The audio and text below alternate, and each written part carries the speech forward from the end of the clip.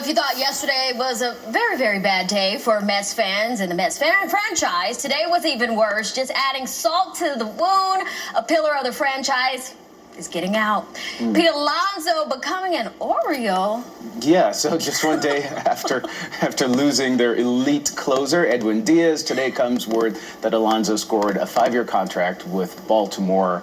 Our own former New York Met, Nelson Figueroa, joins us right now to explain what had happened. What's going on? See, what had happened was, well, you just saw that Edwin Diaz signs, goes over to the Dodgers. Yeah. The Dodgers weren't really in the need for a closer, the market for a closer, but they got the best one in the game and paid a huge sum for his services. Okay. Now, within 30 hours, the Mets lose another key piece, a cornerstone for the franchise, a homegrown product, and Pete Alonso, the home run leader. Yeah. And what fans really have to try to be wondering is, what is going on and what happens next? Pete Alonso was thought to be the key to this thing moving forward and getting to the next level, getting past the first, second round of the playoffs, getting to a World Series championship. But it's not meant to be, as he went for greener pastures over in Baltimore and signed with the Orioles. And are those greener pastures? No, they actually had a much worse season than the Mets last year. So it doesn't make a lot of sense. Monetarily for Pete, of course it does. They have a young nucleus still. They have a lot of young players, but they were not thought to be a team that was going to be contending next year. The Mets were thought to be the guys that could have a possibility of going after the Dodgers. And even David Stearns, just a few days ago, said how he felt about going after Pete Alonso. I think Pete has demonstrated that he's one of the best offensive players in baseball, and he's performed at a high level for us, and so that would be a priority for any team. It certainly is for us. As I've said all along, Pete's a great Met, and we'd love to have him back.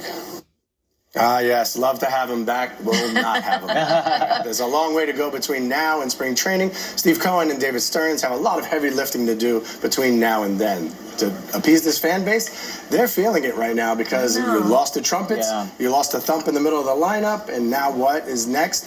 No one really knows for sure. Is Marisol still hired there? Oh my God.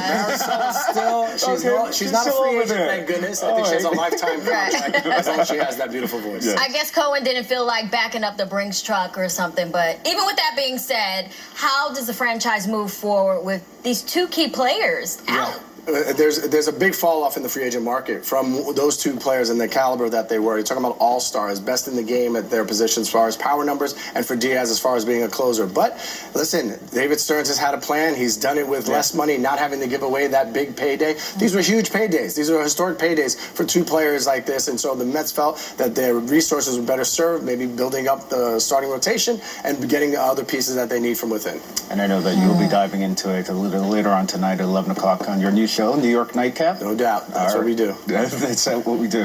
All right, thank you. Appreciate you guys. All right, in the meantime, a shocking study involves detainees at an ICE detention center in New Jersey. Plus, another concerning report highlighting New York City's housing crisis as Mayor-elect Mondani pledges to make the city more affordable. And the U.S. wants to overhaul how it verifies some foreign travelers, why they may soon have to share their Instagram to enter the country.